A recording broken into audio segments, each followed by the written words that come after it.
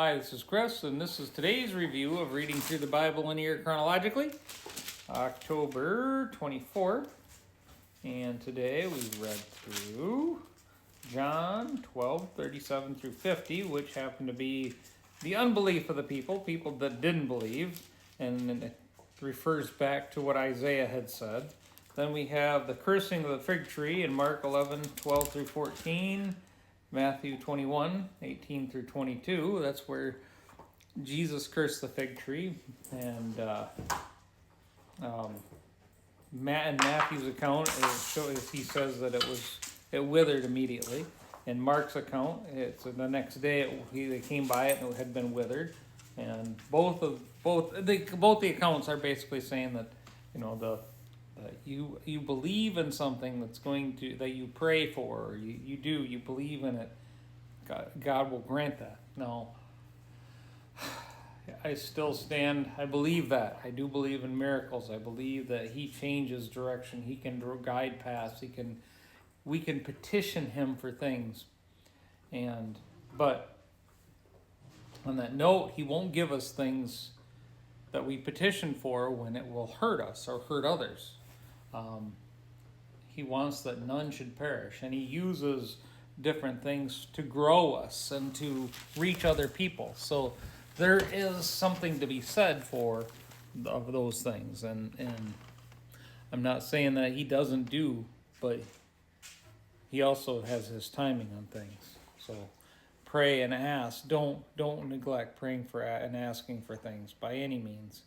Good things, healings, blessings, favor, all things to pray and ask for, but also ask for His will to be done. And patience is a virtue. Then we have Jesus clearing the temple, and this is the second time. John accounts for this early on in his gospel, but we get him doing it again later on, and this is in Mark 11:15 through 19, Matthew 21:12 through 17, and Luke 19:45 through 48. They all talk about Jesus going in and saying, "Hey, look, my house is a house of worship, a house of prayer, and you're turning it into a den of thieves. You're out, get out."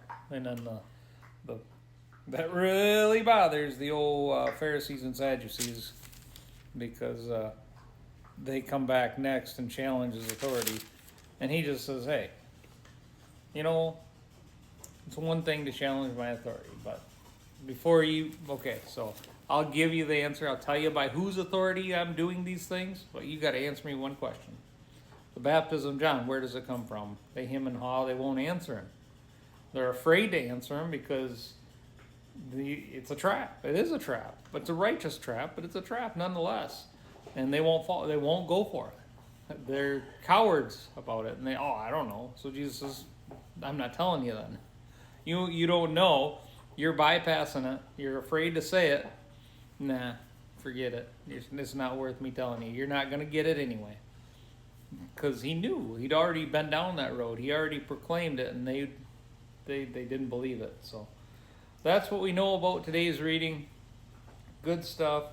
Don't harden your hearts toward God. Believe in Him. Know that He has the power and authority. Petition Him for good things. I still remember, I can't remember where that's at, but it says, "Delight yourself in the Lord, and He will give you the desires of your heart." Part of that is when you delight yourself in the Lord, your desires change for things of not things of the world, but things of the Spirit. So, all good things. Keep seeking the Lord.